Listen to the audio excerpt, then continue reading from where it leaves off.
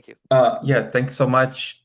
Happy to be here again. I got many emails from many of you with various questions about the previous three lectures. I already responded to maybe a half of them. So yeah, apologies. There was Thanksgiving and I was very slow responding. There is 5, 6 more emails that I have to respond to. I'll do that hopefully today. Another thing is that the lecture today will be on a new topic. So I have some slides about that. It's entropic order, which is a topic that that I'm interested in recently. So I prepared some pedagogical slides to explain the ideas here. It's and so let's get going. Just stop me if you have any questions. I'll stop with questions too, once in a while. It's based on a few papers that I was involved in, and various other people are working on that. These are just the names of various collaborators that I need to acknowledge, especially Fyodor recently, and the group of Andy in Colorado. Okay, so I'll start with an introduction to some general principles in thermal physics, and I'll explain the no-hair theorem for black holes, and they're connected. Actually, I started working on this subject to try to understand the no-hair theorem. And then I'll tell you some interesting statistical mechanics example, and then some quantum field theory example that is quite surprising. So, in statistical mechanics, we try to somehow average over a lot of microscopic states to obtain the macroscopic observables like pressure, free energy, entropy, these kind of things. And the gadget in statistical mechanics, which does all this miracle, is the partition function with beta the inverse temperature and sigma the space of states. So we have to be able to sum over all the microscopic states with this weight, which is called the Gibbs weight. And then by taking the logarithm and taking various derivatives of the free energy, we can obtain the pressure, heat capacity, this whole zoo of thermodynamics. We can also calculate one-point functions by calculating this weighted sum. So the quintessential example of this story is the Ising model, uh, which is probably by now 80 years old, where you take a lattice and it's a classical statistical mechanics model. You take a lattice and on each point on the lattice you put an arrow, which is either up or down, pretty much. And you just have to sum over all the possible configurations. And then you calculate the energy of every configuration. You multiply the spins over nearest neighbors. Throughout this lecture, this notation will stand for nearest neighbors.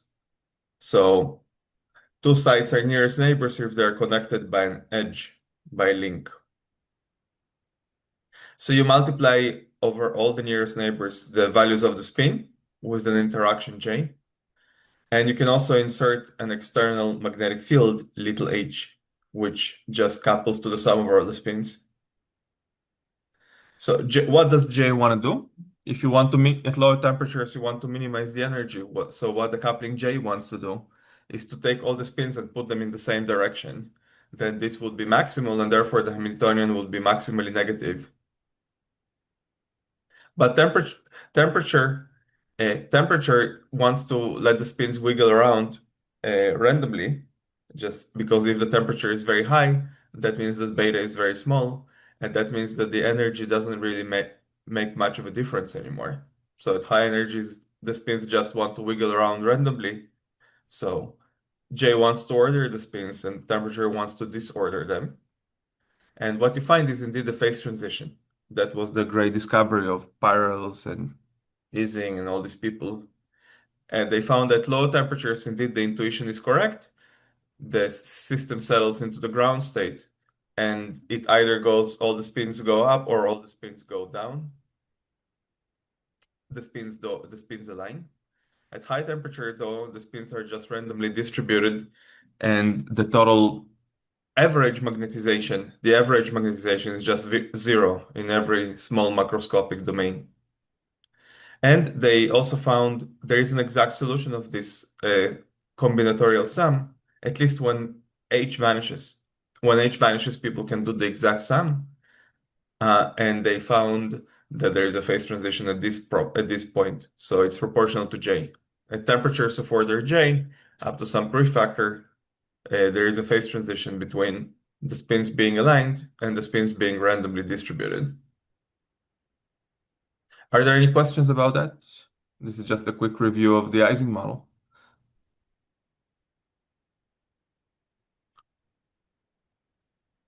Near the phase transition, we obtain a conformal field theory, and that's also the way, I mean, this is, of course, closely connected to what we discussed the previous three lectures. Near TC, we get a second order phase transition, and then we have correlation functions of spin-spin that decay algebraically instead of exponentially. By contrast, in the symmetry broken phase, the connected correlator decays exponentially, and also in the disordered phase, the connected correlator decays exponentially. While at the phase transition, the connected correlator decays algebraically. And we even know in this case the exact critical exponent, which is a quarter, and that is the miracle of two dimensions, of course, that we're in 1 plus 1 or in 2 plus 0. We usually don't know the exact critical exponents in any other situation. And the same critical exponents are found in other microscopic systems. It's not only for this particular system that you get that quarter, you can get it in many other systems as well. So just to summarize the Ising model, which is a small warm-up, the most important thing that I want you to take away from that is that the Ising model is just a prototype of how pretty much any statistical mechanics system behaves. There is order at low temperatures, if there is any order at all, and then there is a disorder at high temperatures. So this is the crucial thing that will be for this lecture, that ordinary statistical mechanics models have this property that they're disordered at high temperatures, just because fluctuations at high temperatures are very severe and every order is destroyed. And here I try to plot the average magnetization in the Ising model as a function of temperature. This is temperature, and this is the average magnetization. So the average magnetization is you take some, let's say, subsystem, you add up all the spins, and you divide by the number of sides. So you just ask what is the average value of each spin. So you see at low temperatures, it goes to 1, which is the maximum it can go, and then it drops precipitously. And actually here it's non-differentiable at the phase transition, and then it just vanishes identically. So this phase is called ordered. This phase is called disordered because here the spins are randomly distributed, and here the spins are in an orderly fashion. Okay. Now let me now generalize this discussion. If there are no questions about it, let me now generalize this discussion. Many physical systems exhibit order or some sort of symmetry breaking at low temperatures or at zero temperatures. So from real life, we know of quantum chromodynamics. Quantum chromodynamics exhibits order at very low temperatures, including at room temperatures, where what happens is that quarks condense, and that's why we have light pions. Then we have examples of ferromagnets, which are similar to the Ising model. These are essentially the magnets that if you put them on the fridge, they stick to the fridge.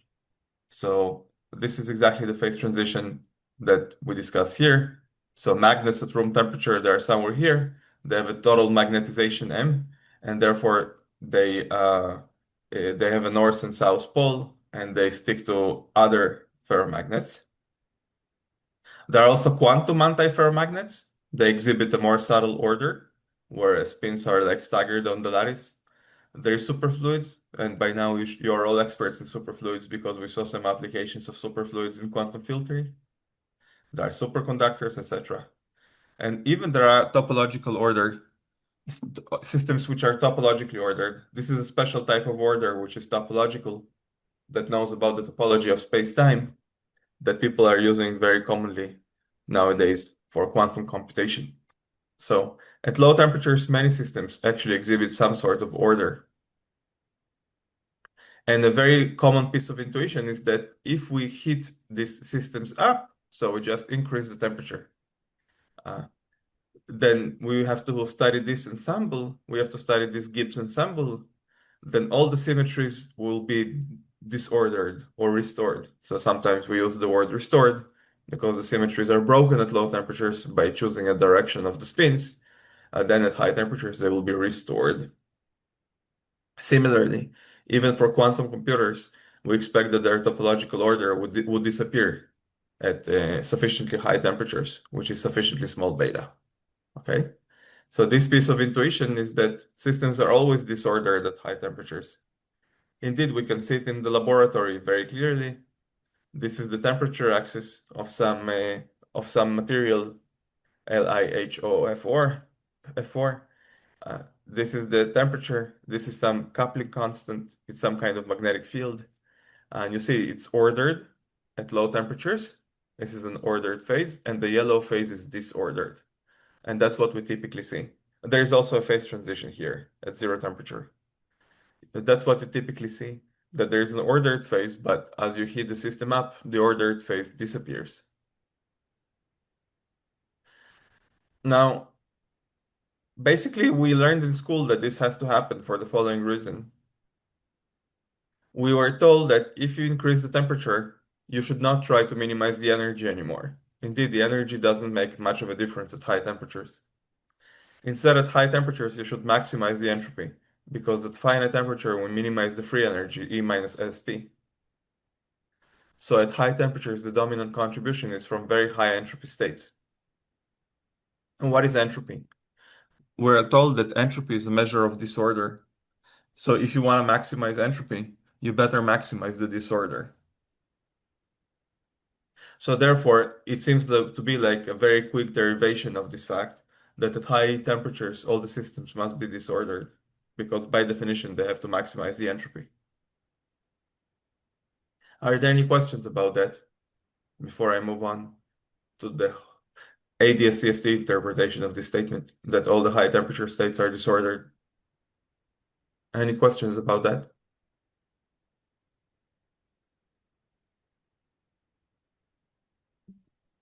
Why is disorder equivalent to restoring symmetry? What is equivalent to what? Why is disorder equivalent to restoring symmetry? Oh, it's maybe just a that's how the word is used. So look at the Ising spins. If you go to low temperatures and you look at a magnet with a magnifying glass, you are going to see that all the spins are pointing up, let's say. Okay? Or they could all be pointing down. Yeah, There is a symmetry in which you take the spin and flip its direction. If you ignore this term in the Hamiltonian, which must be set to zero, if you ignore this term in the Hamiltonian, this term of the Hamiltonian has a symmetry where the spins flip its sign. You take all the sigmas and you yeah, flip their sign from sigma to minus sigma. So this is invariant. yeah, So the symmetry is the symmetry of spin flip. yeah, What happens at low temperatures is that all the spins choose a direction, either up or down, and therefore the symmetry is broken. And then we say that at higher temperatures, the symmetry is restored, because if you look at the sample, the spins are pretty much randomly distributed up and down. So we call it a disordered phase because it's not ordered. Ordered means that the spins choose a direction, which breaks the symmetry. So it's a symmetry broken phase. And disordered means that the spins are not ordered. yeah, Is that an answer? yeah, yeah. Thanks. Any other questions about this general introduction before I go on to the interpretation of this disorder, why symmetries have to be restored and the system has to be disordered at high temperatures?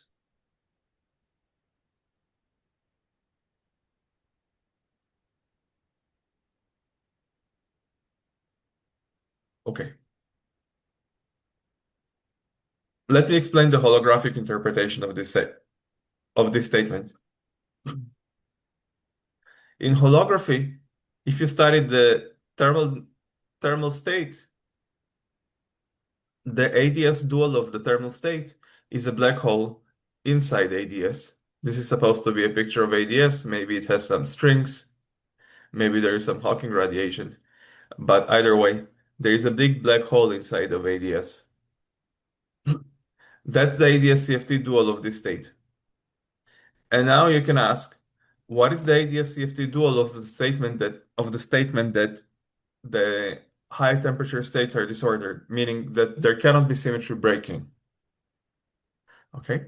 Is that if there is some symmetry, let's say some Z2 or some U1, that Z2 or U1 must be all restored or unbroken. What's the ADS analog of that? That turns out to be the no-hair theorem. The no-hair theorem. So black holes may have some hair, meaning that they're a little fuzzy near the horizon. By a little fuzzy, what I mean technically is that the supergravity equations of motion are not just a Schwarzschild solution in ADS, but maybe there is some scalar field that is activated near the black hole with some condensate. Maybe there is some complex scalar field with some VEV. So that's what's called hair in the literature. So the statement that black holes have no hair is the statement that there is no symmetry breaking on the boundary quantum field theory. Okay, so that's actually why I started looking into this question of is it really true that high entropy states are disordered? Because the idea was to try to prove that black holes in string theory have no hair.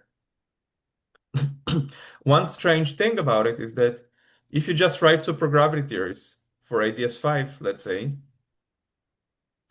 Alex Bushell has written several papers showing that black holes can have hair. So there are actually consistent solutions to Einstein theory with some matter fields in which black holes in ADS have hair. But if we look at UV complete string theory models, like actual bona fide quantum gravity theories, we don't find examples where black holes have hair. So that sounds like a very interesting statement. Maybe it's a swampland statement that black holes are not supposed to have hair. Either way, it makes it seem like this question is actually not obvious, even though it seems obvious that high entropy states must be disordered. Somehow, Alex Bushell and other people were able to write black holes with hair as solutions of supergravity corresponding to high temperature states in quantum field theory. So maybe it is not true, after all, that at high temperature symmetries must be restored. So you could say even more dramatically that maybe magnets don't have to fall off the fridge if you raise the temperature sufficiently. Maybe some special magnets will never fall off the fridge. Okay. So this is the black hole take on this problem. Sorry, Yes. reason why those solutions can be ended in string theory, those supergravity solution with hairy black holes. You're asking why these hairy solutions of black holes don't appear in string theory? Yeah, no, I mean, you cannot have from top down those solutions, Yeah. okay? Yeah. Supergravity part, yes, no? So what goes like wrong in trying to Yeah. embed from? Yeah, I understand the question.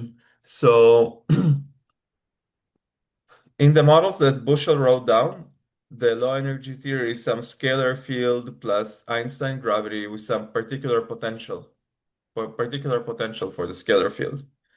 And it seems like when you obtain models from UV complete stringy models, there are just no such potentials.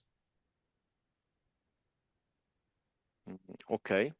At least these potentials have some parameters. Let's say there is some QWERTY coupling, quadratic coupling, and there is some parameters A and B, and there is a hairy black hole in some corner of parameter space. But then when you look at string complete models, they never land in that corner of parameter space. Okay, so it's the shape of the potential, not the fact you have them. Exactly. Exactly. Okay. The shape of the potentials that we obtain from string theory does not seem to support hairy black holes, as far as we know. But look, if string theory allowed for hairy black holes, it would be somewhat crazy. It would mean that the dual field theory has a broken symmetry at any temperature. No, yeah, I was just curious about what goes wrong in this specific Yeah. case. Either way, at some point in the past, like a few years ago, I thought that there is a no-hair theorem, and we must be able to prove that at high temperatures the entropy is maximized, and therefore you get always disordered states. As you'll see in this lecture, I don't think so anymore, because also in field theory there are now counterexamples.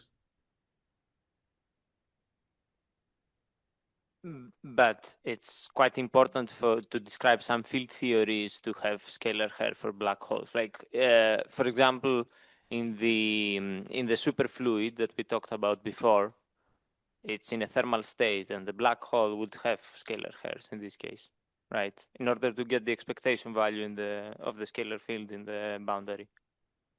Yes, but the superfluid theory that we discussed was at very low temperatures, right? Okay. My previous three lectures were about the ground states of some quantum system.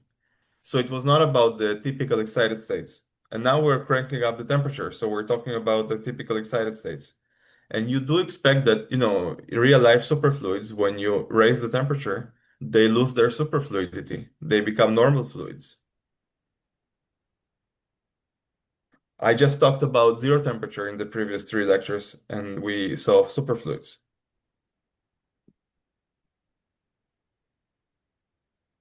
Is that clear, or I was not very clear? Yeah.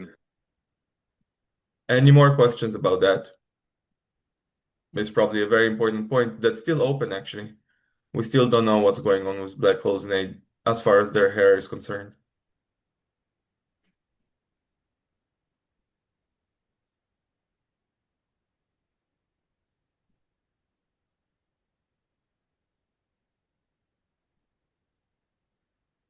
Okay, good.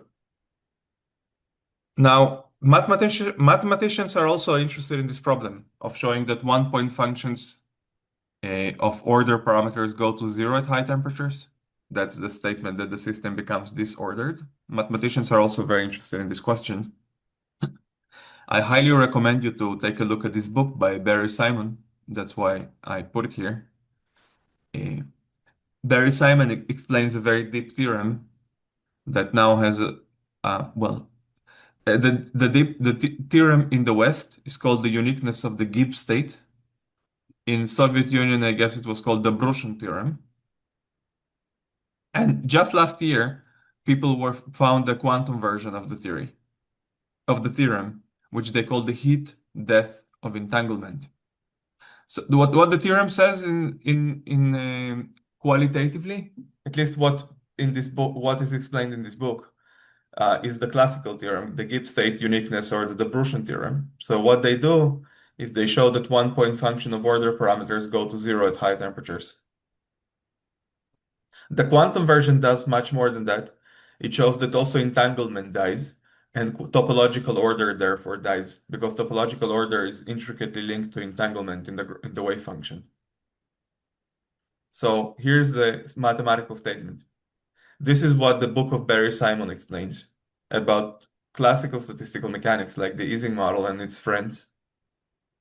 It shows that there is actually a critical temperature, beta C, and if you go to temperatures that are even higher than that, and if you go to long distances, correlation functions factorize. The factorization of correlation functions means that there is no order. Let me explain why. If you look at an ordered state of the Ising model, you take a microscope and you zoom at a magnet, you'll see spins pointing up and down. At the ordered state of the Ising model, all the spins will be up essentially. So therefore, if you multiply the spin at this location and some spin at this location, on average, the product would be uh, large. So there will be a strong correlation. That what I'm trying to say in technical terms is that the disconnected correlator is a constant, and the connected correlator is exponentially small. This is not compatible with this factorization. And therefore, this proves that there is no correlations. There cannot be correlations across very long distances for the disconnected component. Now, in the quantum version, one proves a stronger theorem, which is that at high temperatures, not only this is true, the whole density matrix, this is now a huge matrix acting on the Hilbert space. It's a quantum version. So what they proved is that at high temperatures, this whole matrix becomes a classical matrix. So it becomes separable. It's just essentially a classical sum over the density matrices in subregions A and B. So you divide the system into subregions A and B, and the whole density matrix becomes a tensor product. So you lose all the entanglement. More precisely, all the entanglement that remains is classical entanglement. There is no violation of the Bell inequality anymore. So there are rigorous theorems showing that at high temperatures there cannot be symmetry breaking, but as any theorem in mathematics, all these results have many assumptions. And actually, the assumptions in these theorems are never true in quantum field theory, which makes it quite useless for quantum field theory enthusiasts. But also, they are never true they're sometimes not true even in lattice models. There are lattice models like the Ising model where they're true, but they're often not true even in lattice models. So these are two important assumptions in these theorems. First of all, they assume that the uniform distribution over the whole space of states exists. Let me explain what it means. You can say that you have a uniform distribution over numbers between 0 and 1. That makes sense. You can try to pick a real number from 0 to 1, because there is a uniform distribution of the interval. But there is no such thing as a uniform distribution over the space of integers, for instance. There is no such thing as picking a random integer. So what these theorems assume is that the space of states of the corresponding microscopic model is such that there is a uniform distribution on it. Now, in quantum field theory, that is never true. And even in lattice models, it can be not true. The second assumption is that they assume that the space of states is a direct product. So there are states at every point, and the whole space of states is just an independent direct sum. This is maybe true. This is true in the Ising model, of course, but it's never true in quantum field theory because of the Risch-Liddell theorem. And well, and it's also sometimes not true in lattice models. Sometimes lattice models have constraints and various things, or gauge symmetry, and then the space of states is not a direct product. Okay. So even the rigorous theorems have obvious shortcomings, and they're never true in quantum field theory. Let me just summarize what the long introduction. Experiments, the no-hair theorem, thermodynamic arguments, and even some rigorous theorems all show that at high temperatures you should expect that symmetries are restored, or that the system is disordered. And now we're going to examine if this is actually true in some toy model. Are there any questions about it? Here I'm just putting the slides that this is the questions that I'm gonna try to examine in the remaining of the lecture. Is entropy really a sign of disorder? Or maybe there could be large entropy for ordered states. Are there examples which we can write down, which are ordered at high temperatures?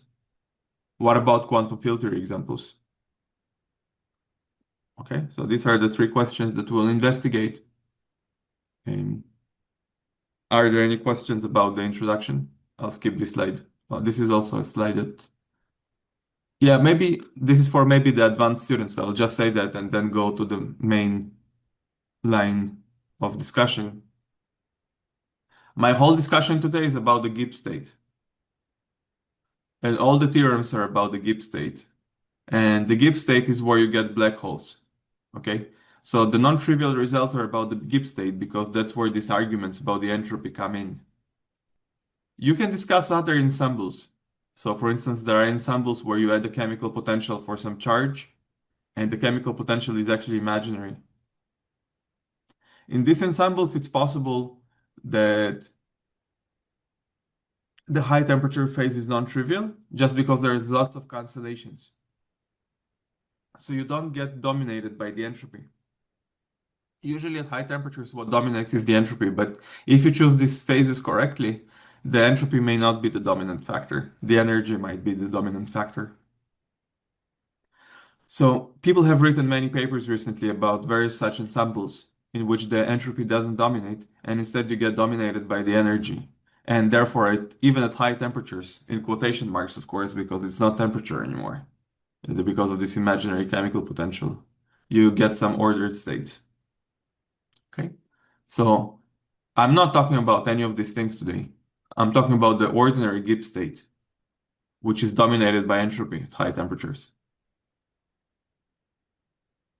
So now I'm going to give you an example using the partition function, using the formalism of the partition function that I introduced for the Ising model. I'm going to give you an example that has a very interesting phase diagram. So that's what I'm going to do in the next 15 minutes to 20 minutes.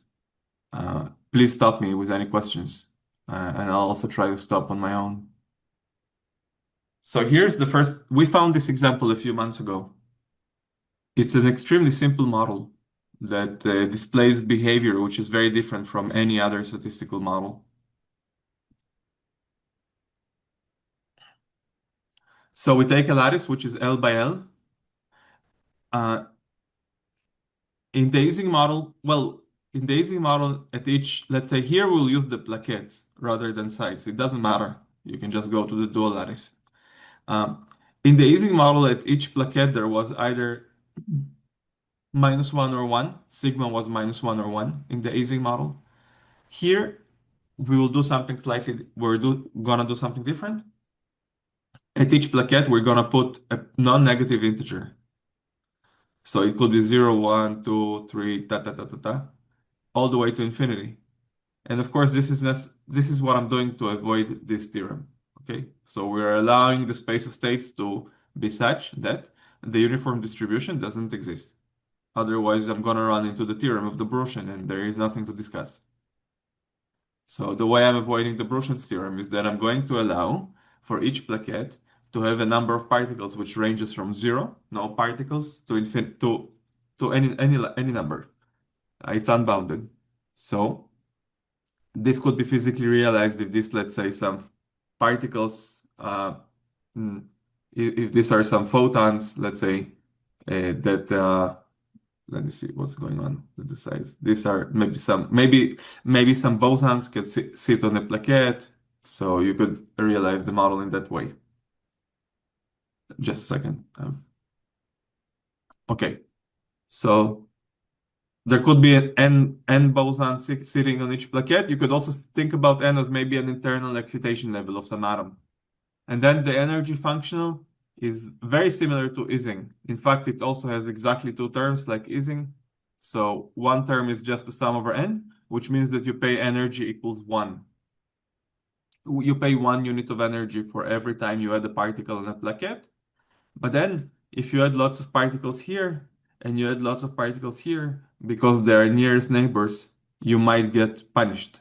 You'll get punished because you'll have to multiply the two ends and you'll get punished energetically. Okay? So if there are 5 particles in this plaquette and 6 particles in this plaquette, you'll pay 30 units of energy for the repulsion, and you'll pay 11 units of energy from the sum over ends, from 5 plus 6.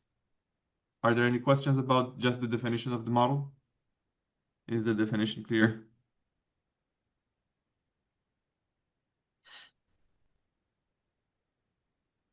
Okay.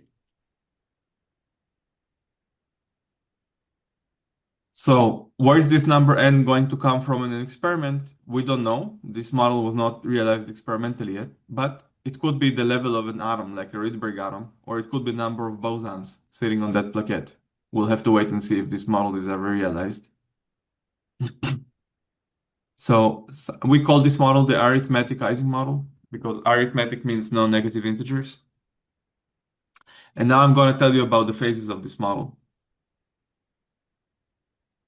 A second, my wife makes a guest appearance. Hi. Thank you. Oh, I got some coffee.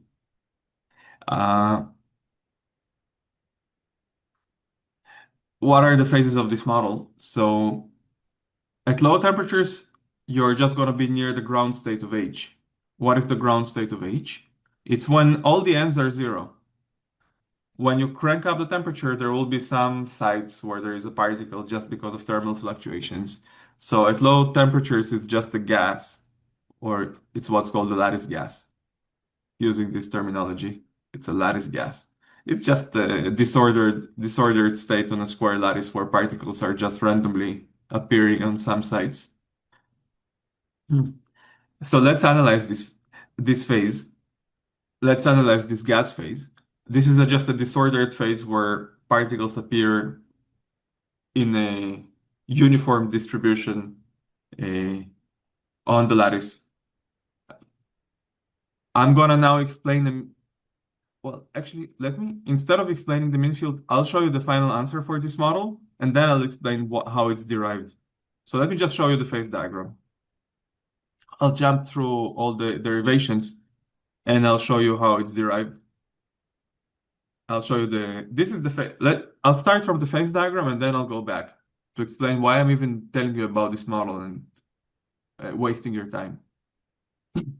So I'm wasting your time with this model because this model has the following bizarre phase diagram as a function of temperature and the coupling constant U. Okay, it's just a cartoon. I'll show you numerical simulations in a second. So this model becomes a solid. By solid, I mean that it breaks a global symmetry. What are the global symmetries of this model? There is no flip of n, unlike in the Ising model. N is just a positive, non-negative integer. But there is lattice translations. So you can take the lattice, translate it by 1 unit, it's a symmetry. So solid is a spontaneous broken state. So you choose, that's how solids are defined in general in material science. Solids are states where translational symmetry is broken spontaneously. So this model solidifies at high temperatures. If U is bigger than a half or something. So as long as U is bigger than a half, the model is a solid. And it's a very strange thing because all the other solids that you've encountered in your life, when you put them into fire, they melt. This solid never melts. This is a solid that survives thermal fluctuations, and the high temperature state or the high entropy states are actually solid states. And that is the bizarre thing about this model, that the highest entropy states are actually ordered rather than disordered. If U is very small, if this interaction is very small or even zero, the state, it's always in a gas phase. Gas means uniform distribution of particles that fluctuate thermally, no order whatsoever. Okay, so the reason that I'm spending your time with this model is that I'm going to try to give arguments from mean field theory and from counting states and then some numerical simulations that this model indeed is a solid that never melts. And then I'll explain how is it possible that entropy doesn't kill the solid state. Usually solids melt because a solid is a very ordered state, so it has so small entropy. And as soon as you increase the temperature, it's not entropically favorable. Okay, are there any questions of why I'm spending your time with this model? I just wanted to explain how is it possible that the high temperature states are ordered.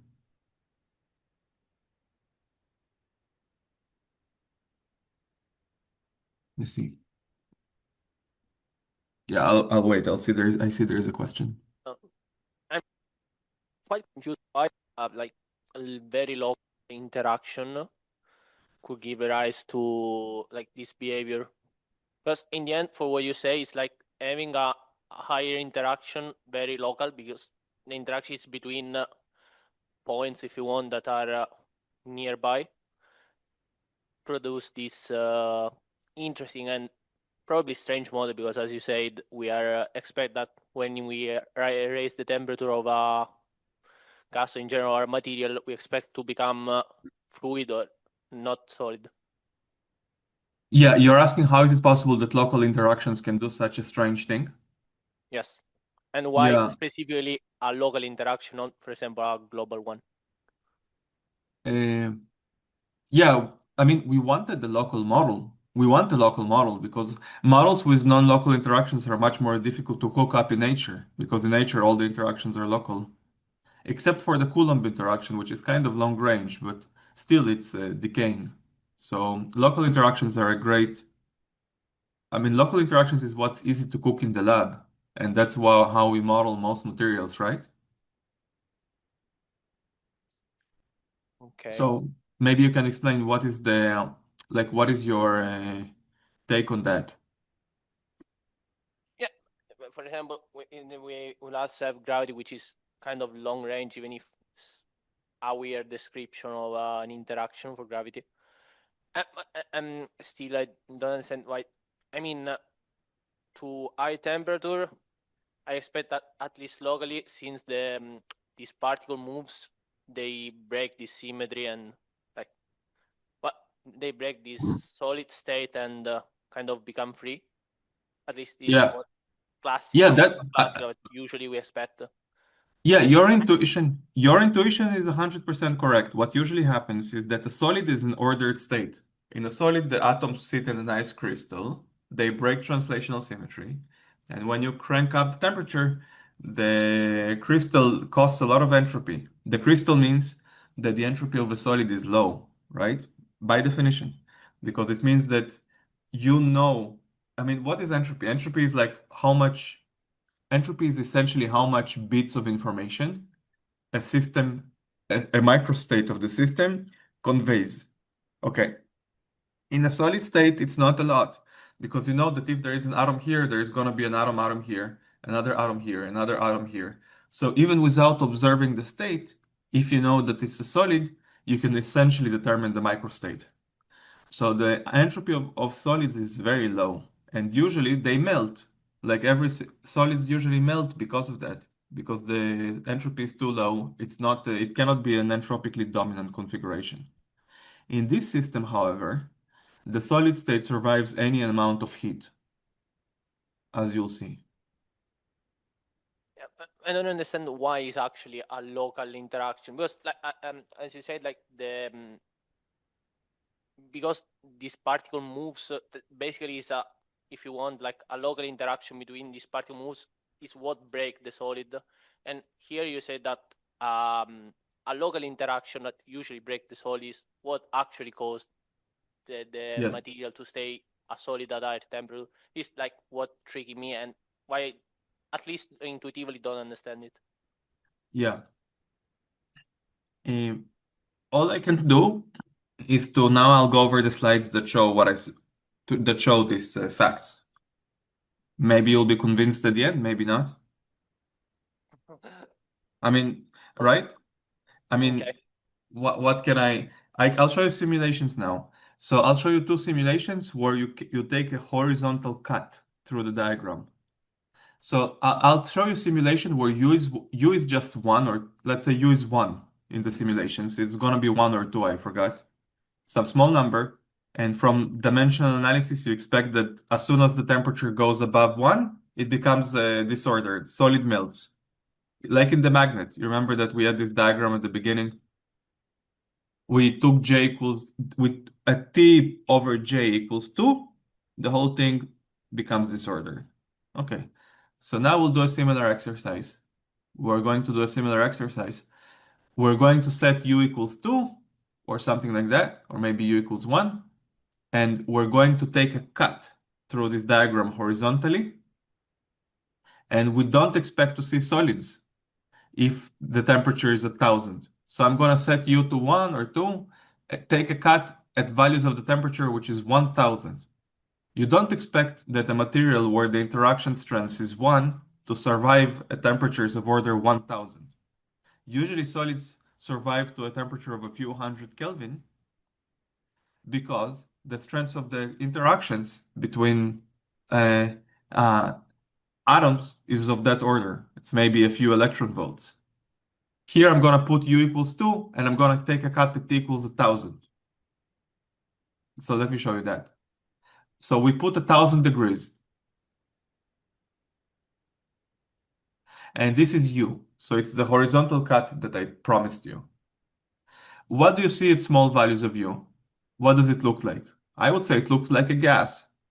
Completely disordered state. That's what you'd expect from a gas.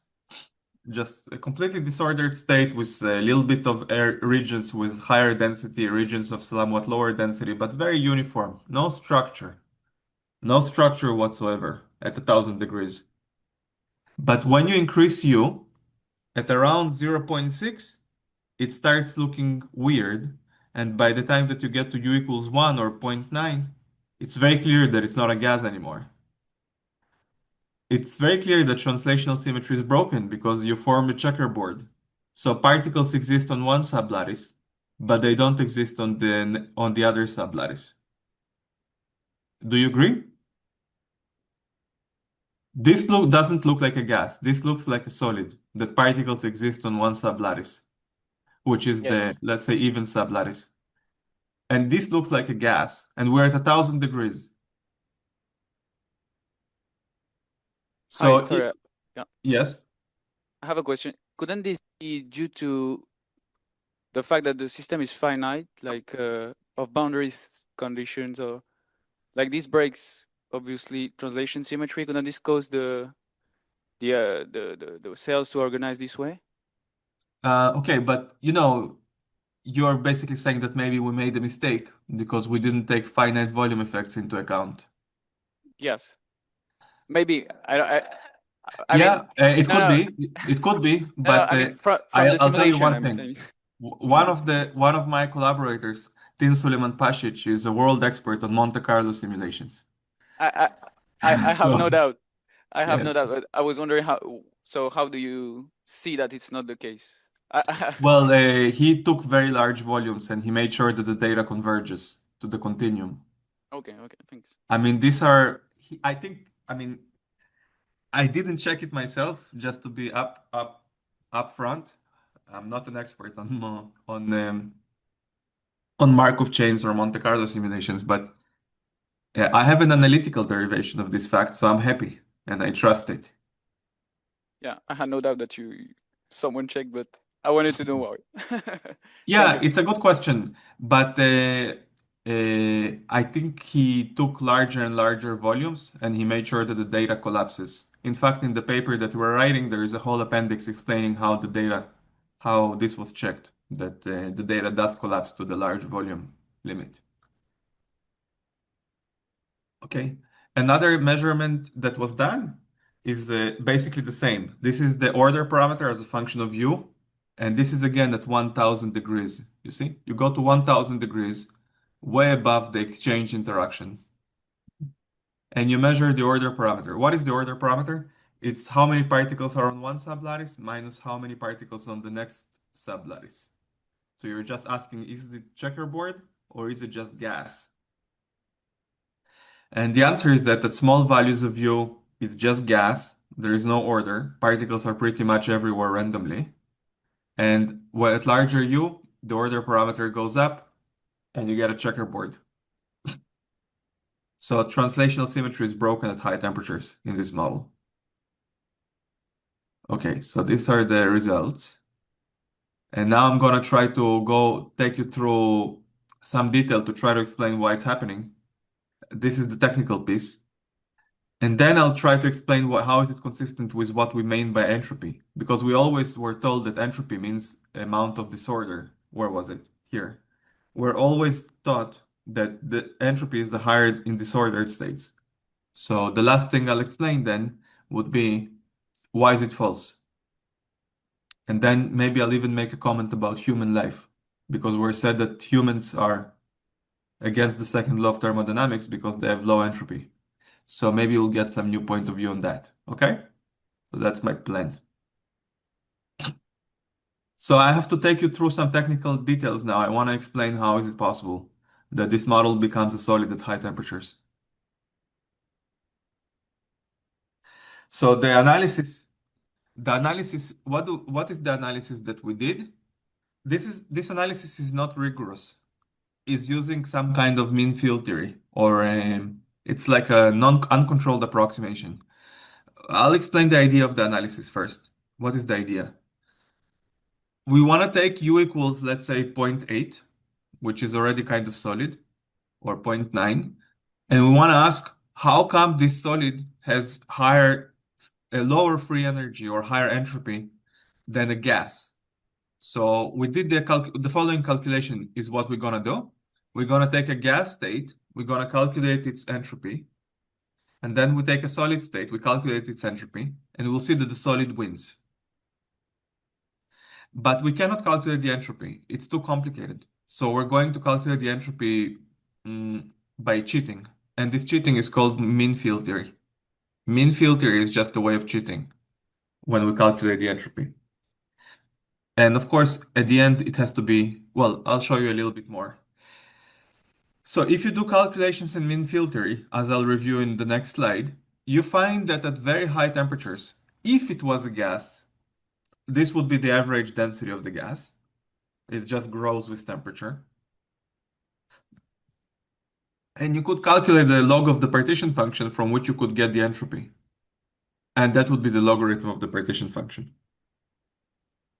Let me show you what mean field theory means. What does it mean to cheat? So how do we need to count the number of states of a gas. This is not a solid now, this is just a gas. It's extremely difficult to count the number of states because the model is interacting.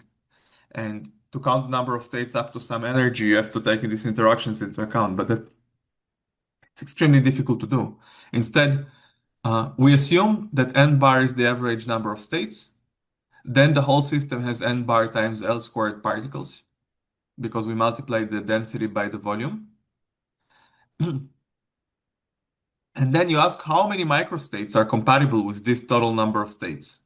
Total number of particles, I meant. How many microstates are compatible with that? So it's like taking n bar L squared particles and putting them in L squared pockets. It's a very common combinatorial question from high school, and you get a binomial coefficient. This binomial coefficient is we then expand it in the large volume limit, what you asked about. We take this binomial coefficient, we take the large volume, and we calculate the entropy. And this is what you get, log n bar plus 1 by 2 n bar. You can just try to do it at home if you copy the formulas. So this is the entropy. This is an estimate of the entropy of the gas. And from the entropy estimate, you can obtain an estimate for the free energy by using the formula that the free energy is the energy minus the entropy times temperature. And you obtain this formula for the free energy. And then this is what you need to minimize, because that's what dominates the thermal ensemble. And you minimize the free energy, you obtain this average number of particles. So you can ignore this correction, that's small at high temperatures. You basically get that n bar is T by 2U in the square root. That's what I said here. And then what you do is you plug it back into the free energy and you obtain the log Z, a prediction for log Z in the gas phase. So now we have a prediction for the gas. We have the partition function of the gas and we have the entropy of the gas. We can then do a similar exercise for the solid, the checkerboard phase. We actually call it the checkerboard phase because it looks like a chessboard or a checkerboard. In the checkerboard phase, we assume that there are particles on one sublattice and no particles on the other sublattice. Let's say the even lattice has particles and the odd lattice doesn't have particles. Or in chess sense, the black squares have particles and the white squares don't have particles. And you can do the same mean field theory calculation and you get this contribution. You get this free energy estimate. So what do we see? Remember this formula for a second. And let's compare it to the gas, which is this formula. You can immediately see that if U is bigger than a half, if U is just bigger than a half, the gas is not dominating. The gas has a smaller answer. So this dominates as soon as U is bigger than a half. Because this doesn't have T by 2U. And this does have, and this does have T by 2U. So the solid dominates when T is bigger than 2U. That's what I say here. There's a typo, oh my God. Here I meant Z uniform. Here I meant to write Z solid is bigger than Z gas, not uniform. Uniform and gas is the same thing. I meant to say Z solid is bigger than Z gas. I'm sorry for this typo. Z solid is bigger than Z gas when U is bigger than a half. Now, this mean field theory calculation is not rigorous, but you can make it rigorous. I'll just say it for the advanced students. Usually, you can justify this sort of approximation if you imagine that there are many, many different species. So you take some kind of large N limit. So we did that. You could imagine a variation of this model that we call the colored AIM model, where you could say that the number of bosons in each plaquette is actually a sum over all the possible colors. So you imagine that bosons could have k colors, and nx is just the sum over all the possible colors. And then this model becomes analytically solvable in the large k limit, and mean field theory becomes exact, and you can really prove that the solid dominates over the gas when U is bigger than a half. So when I responded to this question before, saying that there is some analytical prediction, what I'm saying is that there is a variant of this model where there is k colors, and you can solve it when k goes to infinity, and you can see that the solid dominates over the gas.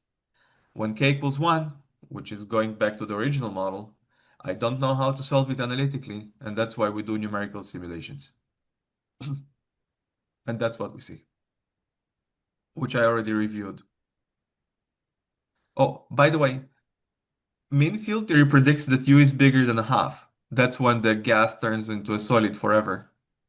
What you see in this diagram says that around 1,000 degrees, it's actually at 0.6. Maybe also here you can see it's around 0.6. So numerically at 1,000 degrees, it's around 0.6. So mean field theory gets it quite right, almost precise. Now I have to explain the most important point of how it's possible and why doesn't it contradict thermodynamics. This is maybe the most important 2 slides to explain it conceptually. So how come this solid never melts? There's a question, sir. Yes. It's not clear to me. I mean, Yes. Can you just speak to the microphone? Because if you can, please. maybe it is. Yeah. Do you hear me? Now I hear you very well. Okay. Now I don't hear you at all. Maybe you're not speaking. Maybe. Okay. Maybe try with the other microphone. Do you hear me now? Yes. Okay. I try to keep still. So it is not clear to me what the mean in this is.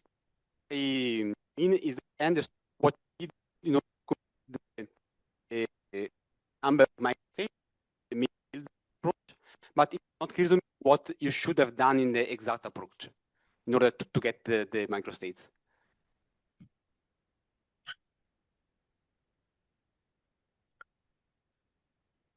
In the exact approach, you should have taken this model. I actually did not hear the second sentence you said, but I'm gonna let me just ask repeat the question that I heard, and you tell me yes or no. So you said that you understood mean field theory.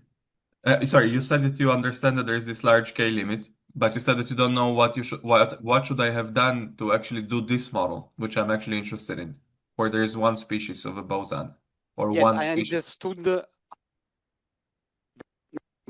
in mean field, but me what you should have done in the exact theory. Yeah, in the exact theory, let me show you what the mistake is in mean field theory. Mean field theory becomes precise in some limit, but let me show you why it's wrong.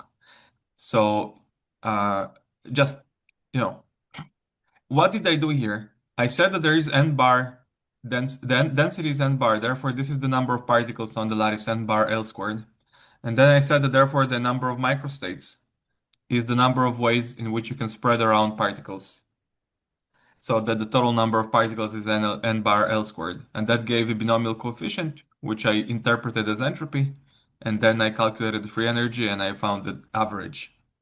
This is what people always do in statistical mechanics when they do mean field theory. Now let me tell you why it's wrong. When we actually calculate the entropy of a system, we try to calculate all the states up to some energy E.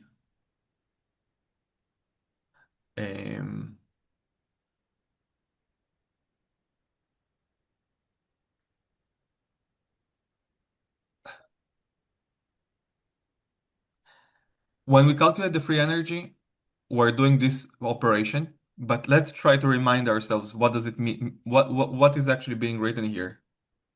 S is a function of energy, and this is some kind of Legendre transform of energy. So we take the energy, which is any number, we calculate the entropy with some fixed energy, and then we multiply it by temperature, and then we minimize this function. So what we should really be doing is to calculate how many microstates have some given energy E. Instead, what I'm doing here in the mean field theory approach is I'm trying to calculate how many microstates have this total number of particles. But some of these microstates will be way above the energy E that I must fix. Why? Because look at the Hamiltonian. It has these interactions. So if, for instance, you took a configuration where you put all the particles on two nearby sites, right, something crazy like that, it would add an enormous energy. It would have an enormous energy that exceeds E. So you could say the following. You could say the mistake here is that I calculated the entropy for given density. That's not how we do thermodynamics. What we should do is to calculate the entropy for a given energy. Is that a satisfactory answer or not? Yes, and so also I guess that with this approximation you might outcount the number. So you might maybe count double some, count 2 times the same state or something like this. No. No, okay. That would be just a high school mistake. Here the Okay, mistake is not. Here the mistake is not a high school mistake. Here the mistake of mean filter is a deep mistake. It's not a high school mistake. The mistake of mean filter is that you're instead of trying to calculate how many states are there given energy window, you're counting how many states there are at a fixed given density, and it might not be the same thing. And there is a way to correct it. So if you look at the condensed matter literature, they often say that mean field theory becomes exact in infinite dimensions when you take the number of spatial dimensions of the lattice to infinity. Another way in which mean field theory becomes exact is if you take the number of species of particles to infinity. So you assume that there is not just one n, but k of them, and then it also becomes exact. Yeah. Is that more or less okay? Yes, he's saying yes. Yes, good. Let me try to explain the. There's another question. Yeah, sure. Sorry, it just came up. I think it's somewhat relevant to the previous one. So for this mean field theory, I feel like it's very similar to the Landau theory for the Ising model, where n bar here takes the place of the magnetization m. So can you imagine doing something like a Landau-Ginzburg procedure where you allow n bar to vary over the lattice? Yeah, it's a good question. Yes. Yeah, of course you can do that. Yeah. You can write a Landau-Ginzburg theory for n bar. But you see, in Landau-Ginzburg theory, the effective field theory for n bar would be such that it has no instabilities at high temperatures because the high temperature phase is always a gas. So the gas phase is stable. Here, we actually do that in the paper. We write an effective field theory for n bar. And what you find is that this effective field theory has an instability. So the gas is not a stable phase of matter at high temperatures. It wants to decay to a solid. If you try to study the gas phase here, it's not a good phase. It's kind of, it's not a local minimum. It's maybe a local maximum, and it wants to decay to a solid. It's a very strange material. It's a material where the gas wants to become a solid at high temperatures, which is really bizarre, but true. Yeah, okay, I see what you mean. Thanks. Hello, maybe a stupid question on this model. So this model, the new ingredients are that you are considering repelling particles and that you are also putting a chemical potential. Am I getting this right so far? I wouldn't say that. I think repelling particles is completely standard. It's not a new ingredient. Ising did it.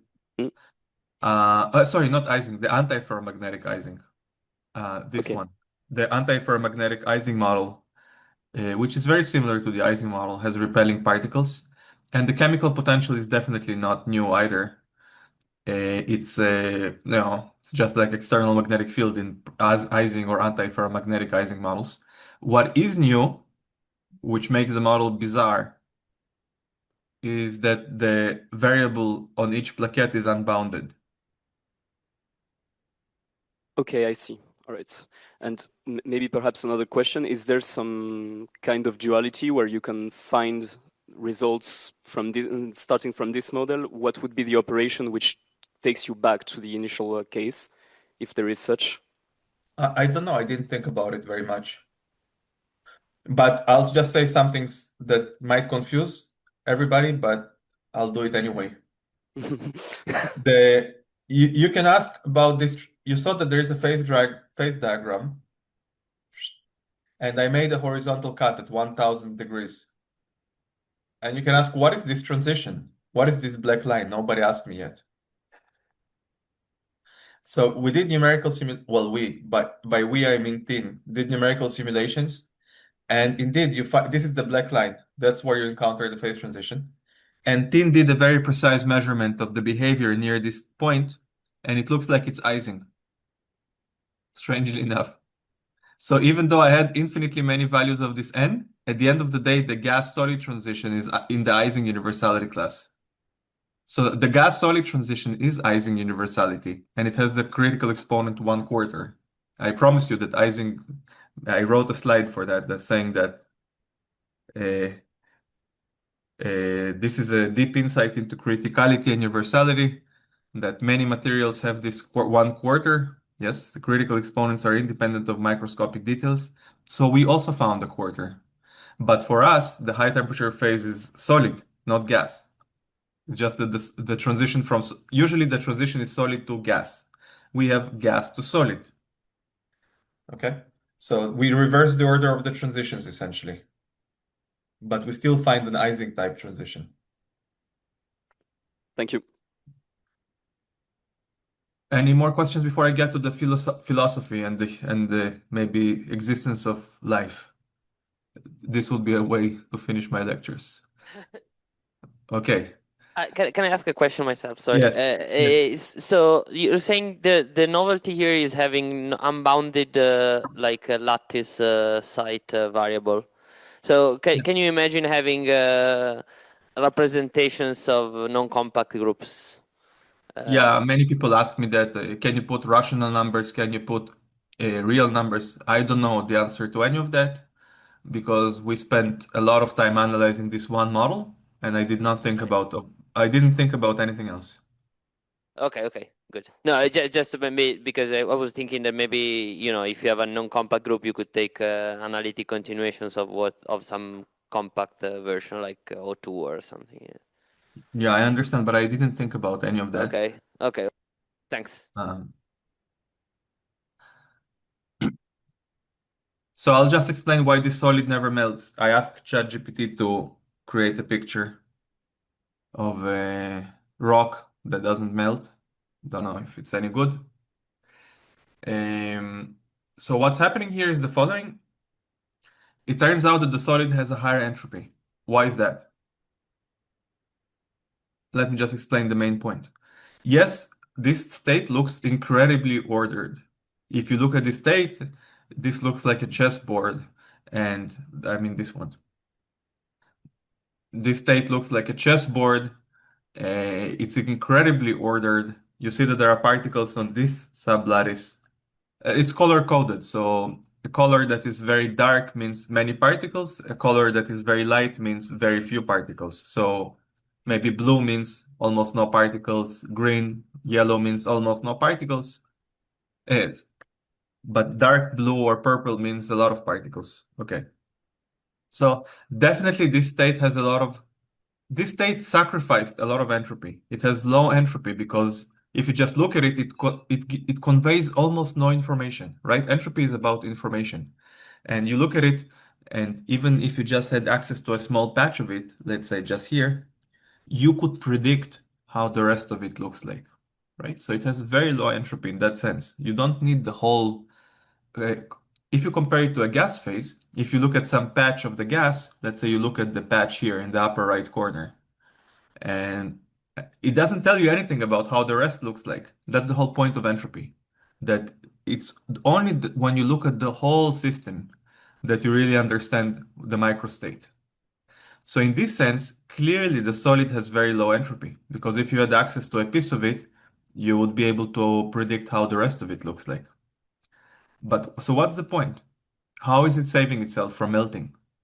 Yes, it sacrificed a lot of entropy into this structure, but the devil is in the number of particles on the purple sides. Because this picture has a color coding that dark sides have a lot of particles and light sides have few particles. But I didn't say how many particles the dark sides have. Oh, oh my God, I've got. It was the opposite, I think. Oh my God.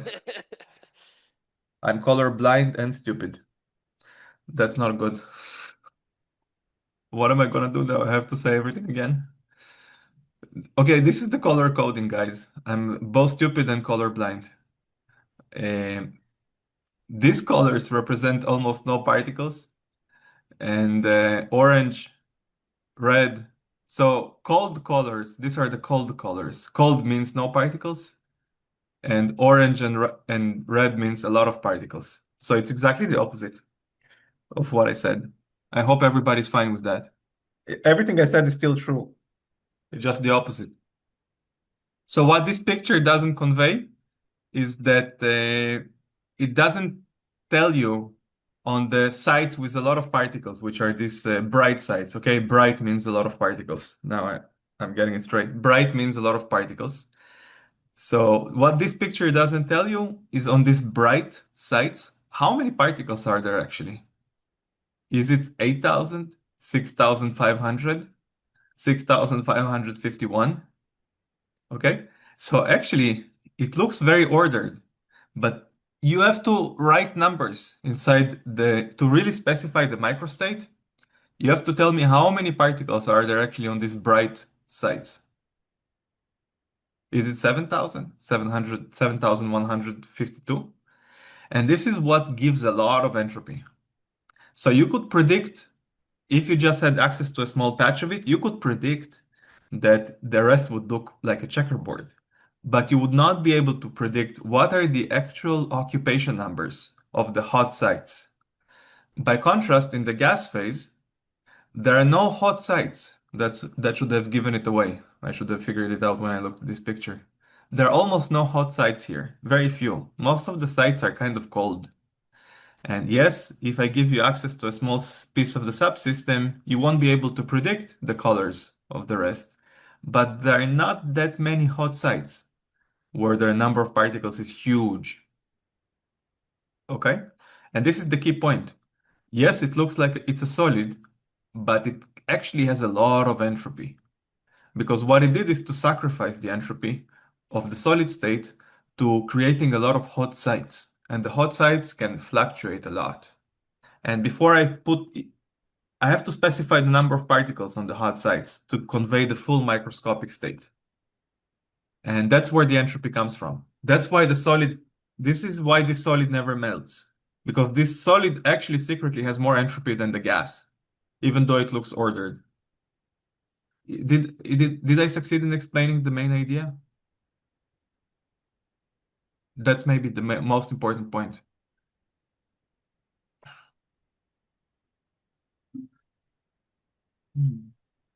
I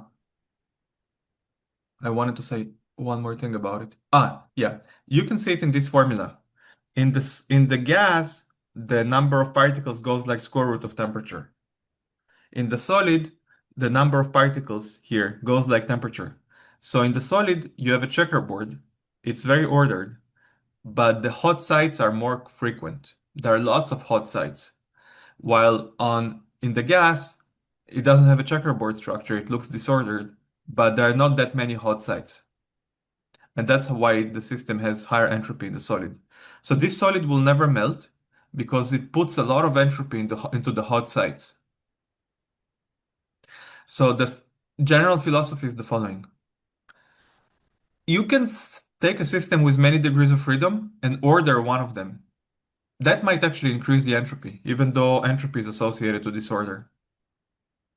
So you can sacrifice some of the degrees of freedom, and that could be thermodynamically beneficial. That's the main philosophical take on this problem, okay? Similarly, I'll make a comment about humans. Of course, humans are very low entropy states because we're extremely ordered. If you compare a human with a piece of garbage, you can predict the structure of a human without a lot of additional data. If I give you a big piece of random garbage, you won't be able to reconstruct its content or its shape without looking at the piece of garbage. In a human, you can know that it's gonna have two arms, two eyes, hopefully two ears. Okay, so it's a very ordered state. But I think it's fair to say that that doesn't mean that humans lower the entropy. Humans actually increase the entropy because by just existing, we digest. So we take beautiful things like apples and turn them into we digest them into some random stuff. Yes, apples are being digested. That obviously increases the entropy of apples. So I think it could be philosophically similar that yes, it looks like a very ordered state, but just by existing, you increase the entropy by digestion, by doing various things in nature. So when you see something ordered, it doesn't mean that it's lowering the entropy. Maybe this is one lesson that this example teaches us. Okay, I'll just finish with one last comment. You could ask, what are the consequences for the no-hair theorem that I began with? Well, this was some stupid lattice model. Maybe it will be realized in the laboratory one day, but it doesn't shed any light on quantum field theory. I'll send the slides to the organizers. There is 25 more slides that I wrote about quantum field theory. And we found the bottom line of that is basically the same. We found their UV complete renormalizable quantum field theory. And there's a lot of calculations in that, as you can see, some Feynman diagrams. We found the UV complete quantum field theory, which becomes ordered at any temperature. It's basically like a magnet that would never fall off the fridge.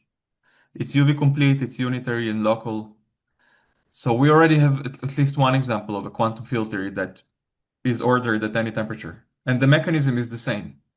It sacrifices 1 degree of freedom at the expense of creating a lot of disorder in others.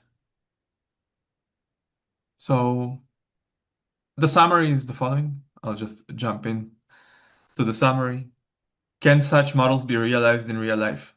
It's not obvious. We don't see solids that don't melt. Now there are technical questions about this n plus nn model. Is it really second order everywhere? Is it in the Ising universality class? What about the problem of black holes? Maybe UV complete gauge theories, etc. So there are some questions that are obviously open, and I'll just finish here if there are any more questions.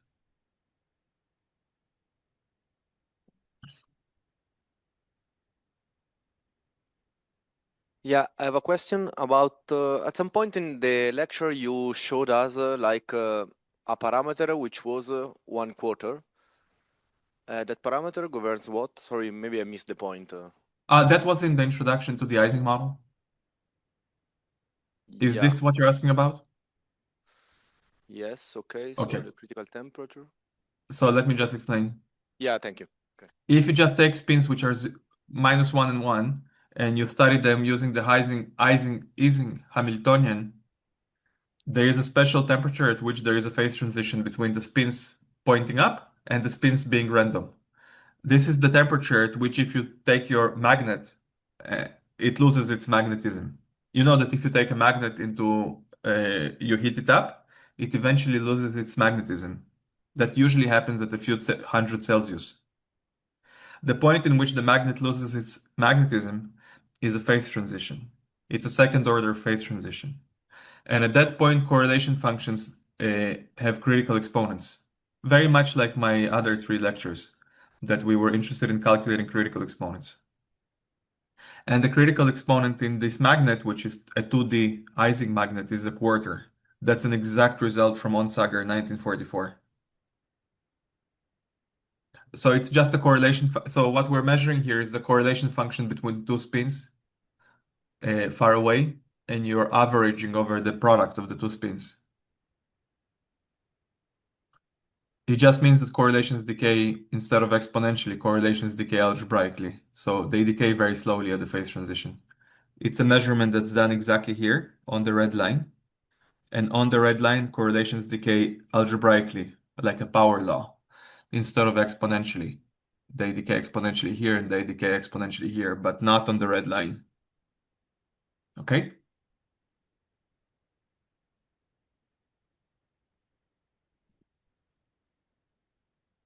Sorry, about the entropy thing. Like in the solid state, you say that the entropy is higher because for every state that has a lot of particles, I need to specify whether it's 8,000 or 6,500 or something, right? Yes. That's my explanation of why the solid never melts. Even though it looks like it has low entropy, actually in the bright sides, I have to write how many particles are there actually. Yeah, but if I look at the gas state, and I say that there is a few particles in every plaquette, then don't I still need to specify how many there are even there? Don't I have to say if there is 67 or 150? So Yes. wouldn't it be the same thing? Like the number of microstates is still high, right? Yeah, excellent question. I'm really happy. Sounds like people understood what I was trying to say. That's always a good feeling. So let me explain the point. If you compare the gas phase, this is at 1000 degrees. If you compare the gas phase and the solid phase, you see that the solid phase is ordered, but it has a lot of bright sides. The gas phase has few bright sides. So if you look at the calculations in mean field theory, in the solid phase, there are plaquettes where the number of particles goes like 1000 because T is 1000. In the gas phase, by contrast, average plaquettes only have a square root of 1000. Square root of 1000 is like 30.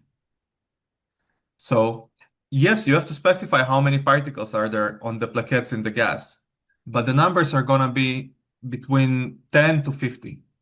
And there's not much entropy there. Just by random guessing, you might get it right. It's like a lottery ticket.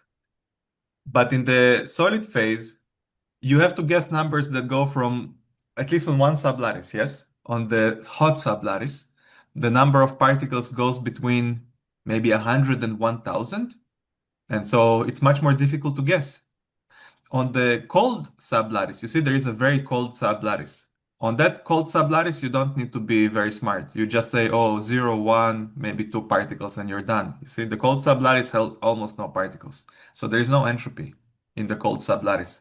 But the hot sublattice has a lot of particles, and you need to be very smart to guess the numbers correctly. In the gas phase, it's yes, there is entropy in that, but it's much smaller because the number of particles typically is much smaller. You see, so it's all about the scaling of the number of particles with temperature. It's square root versus linear. Okay, thank you. Yeah, I see now. It's about the And combinatorics of very big numbers. Yes, it's combinatorics of very big numbers, and that's exactly why this model only works when the range is up to infinity. If the range was finite, at some point it will be cut off, and the gas phase and the checkerboard phase will be equally hot. And then, of course, the gas phase would win.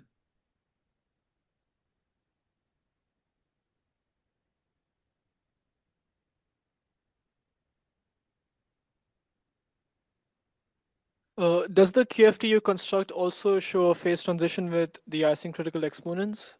And and No. if so, okay, it doesn't. Okay. It doesn't. It shows the other critical exponents. We didn't.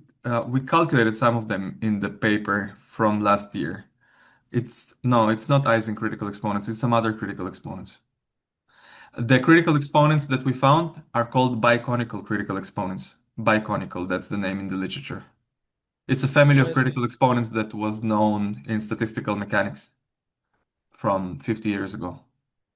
Okay, so do you think there's a way to construct a QFT that would have the same critical exponents, but also shows like sort of is analogous to the lattice model you've created here?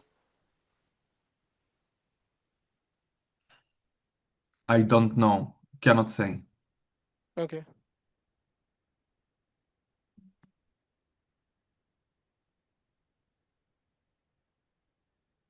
Maybe, I don't know. I mean, yeah, the most obvious answer to your question is to look at this model, but in a 3D lattice. Maybe this model on a 3D lattice will do what you wanted. I'm not sure though, I haven't looked at it. I don't know if, yeah, it's on a 3D lattice. It's maybe. Yeah, maybe this model on a 3D lattice will do something like what you asked. Yeah. I was wondering whether we could see similar behaviors in a model where n is bounded from like n is bounded, but the number is still high compared to the temperature. Whether we could see a Excellent. solid phase and then transition again into a gas. Excellent question. Yeah, I'm very sad that I'm not there in person. Sounds like there are really lots of yeah, actually, of course, if we ever hope that this model will be realized in the lab, it's gonna break down at some point. Nobody can write such a clean lattice model.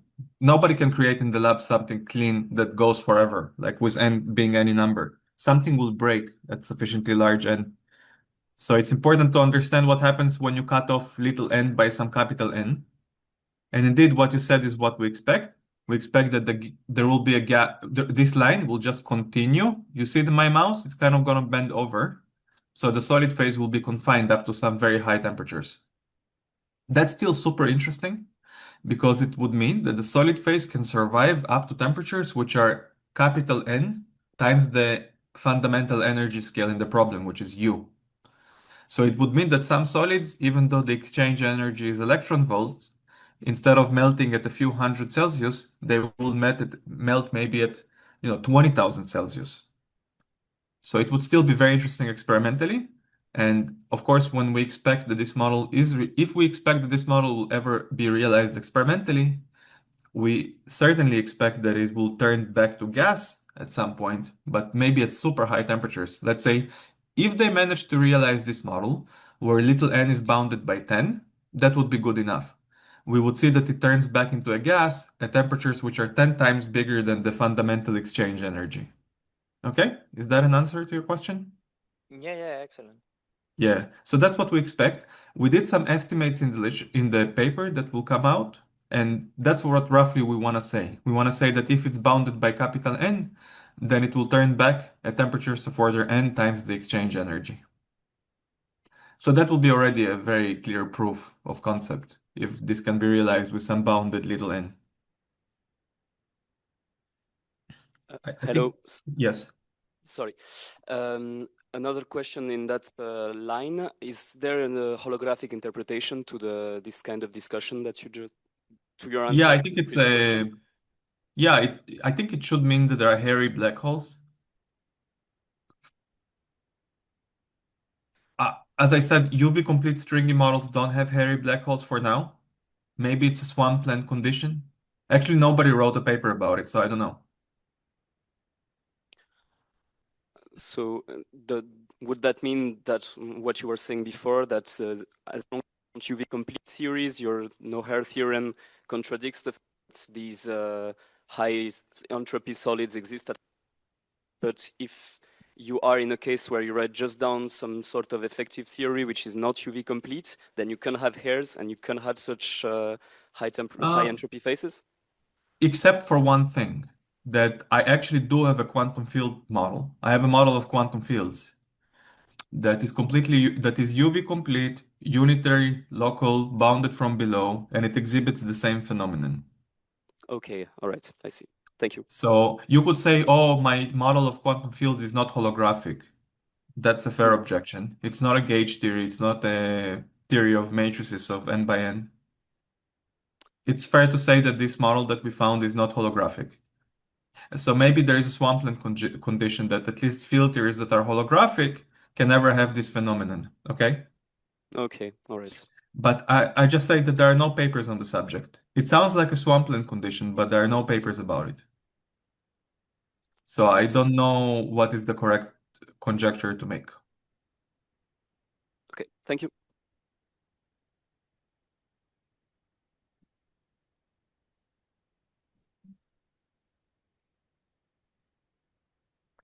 Any final questions before?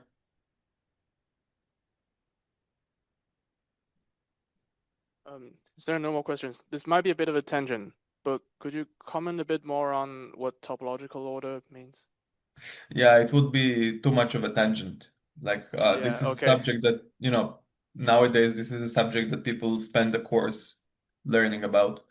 But I can recommend you where to learn about it if you want.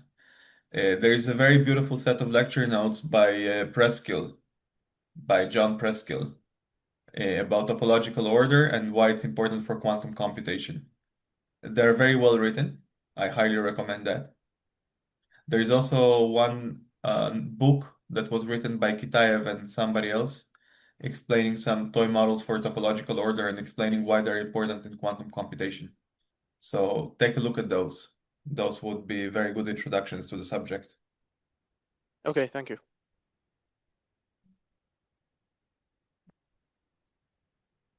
Okay. Going back to the local interaction, if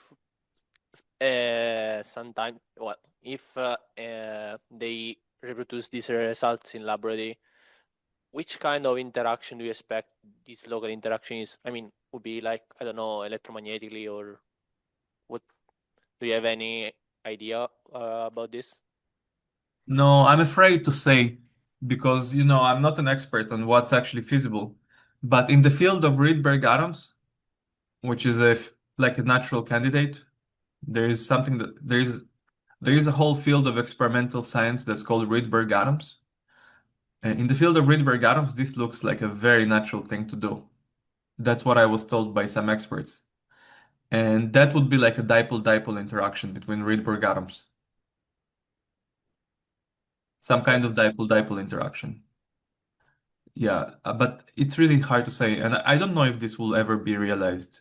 Uh, it's just we'll have to wait and see. Okay, thanks. Any final? Yeah, wait. Okay, if not, then let's take this opportunity to thank Zohar to making for the lectures despite the circumstances and for all the lectures that he gave. Thank you, Zohar. Thank you for the virtual hospitality. Happy Thanksgiving to those who celebrate, and enjoy your weekend in Florence. Thank you very much.